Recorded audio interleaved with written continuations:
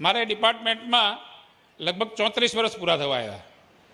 આજ દિન સુધી કદી એવું નથી બન્યું કે કોઈ પણ સરકારમાં આપણા એક મિનિસ્ટર ના હોય, પણ છેલ્લી 2 ટર્મથી બની રહ્યું છે. બરાબર?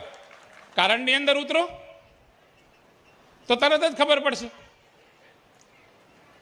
હું એવું માનું છું કે આપણી સંખ્યા જોતા એટલીસ્ટ આપણા 4 MLA જીતવા જોઈએ, પણ માંડ 2 આવે, 2થી વધતા નથી કદી. તો એનું કારણ શું છે?